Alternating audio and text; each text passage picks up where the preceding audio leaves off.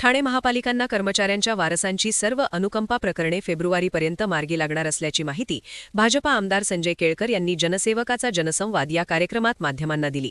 निवडणुकीनंतर पुन्हा एकदा जनसेवकाचा जनसंवाद हा कार्यक्रम सुरू झाला असून आज खोपट येथील भाजप कार्यालयात झालेल्या 81व्या उपक्रमात ठाण्यासह बदलापूर, भिवंडी आदी भागातूनही नागरिक तक्रारी घेऊन आले होते। यावेळी माध्यमांशी बोलताना केळकर यांनी महापालिका कर्मचाऱ्यांची अनुकंपा प्रकरणे प्रशासनाच्या दिरंगाईमुळे रखडली आहेत। 2006 साली एका महिला कर्मचाऱ्याचा अपघातात मृत्यू झाला।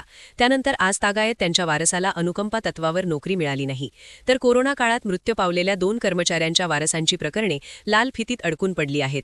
याबाबत प्रशासनाशी सातत्याने पाठपुरावा केल्यानंतर फेब्रुवारीपर्यंत रखडलेली 50 प्रकरणे मार्गी लावण्यात येतील अशी कबुली अधिकाऱ्यांनी दिल्याची माहिती केळकर यांनी दिली आहे। यावेळी आपला दवाखानामधील डॉक्टर कर्मचारी यांनी रखडलेले 3 महिन्यांचे वेतन मिळाल्याबद्दल आमदार संजय केळकर यांचे आभार मानले। तसेच बेरोजगार झालेल्या या कर्मचाऱ्यांचा प्रश्नही सोडविण्यात केळकर पुढाकार घेत असल्याबाबत कृतज्ञता व्यक्त केली। गेल्या अनेक उपक्रमात आर्थिक फसवणुकीच्या अनेक तक्रारी आल्या। आजच्या उपक्रमातही पाणीटंचाई, प्रशासकीय समस्या यांसह बिल्डरकडून आर्थिक फसवणुकीच्या तक्रारी प्राप्त झाल्या। अशा प्रकरणाबाबत सातत्याने संबंधितांशी संवाद साधून कधी कायद्याचा बडगा दाखवून नागरिकांना दिलासा देण्याचे काम केले आहे। भविष्यात घोडबंदरमधील सेवा रस्ता मुख्य रस्त्यात विलीन करण्याचे काम सुरू असून त्याला स्थानिक नागरिकांचा विरोध आहे। याबाबत आम्ही पुढील काळात आंदोलन हाती घेणार असल्याचे आमदार संजय केळकर यांनी सांगितले। निवडणुकीनंतर पुन्हा एकदा जनसेवकांचा जनसंवाद उपक्रमाला सुरुवात झाली। नाही, त्वरित आम्ही हा सोमवार आणि शुक्रवार सुरू केला। म्हणजे शनिवारी सगळं संपलं आणि सोमवारपासून मागच्या हा जनसंवाद उपक्रम सुरू केला आहे। कारण की लोकांच्या समस्या खूप आहेत। आज देखील माझ्याकडे फसवणुकीची तर गेल्या 81 जनसंवाद कार्यक्रमामध्ये फसवणुकीचे तर तक्रारी अनेक आल्या। त्याच्यातल्या जवळजवळ 75% आम्ही सोडवल्या। संबंधित लोकांशी चांगल्या शब्दामध्ये बोलून निरनिराळ्या प्रकारे कायद्याचा धाग राखून त्या सुटल्या। परंतु ओव्हरऑल विविध ठिकाणी लोकांची फसवणूक होते। मग कधी बिल्डरकडनं होते, कधी त्या बिल्डरच्या प्रतिनिधीकडनं होते। तर त्याप्रमाणे आजही फसवणुकीच्या संबंधामध्ये प्रकरण आलेली होती। बदलापूरपासून ते ठाण्याची देखील प्रकरण आलं होतं एका भागामधलं। त्याच्यानंतर महापालिकेमध्ये कर्मचारी जे आहेत ते हजारोने आहेत।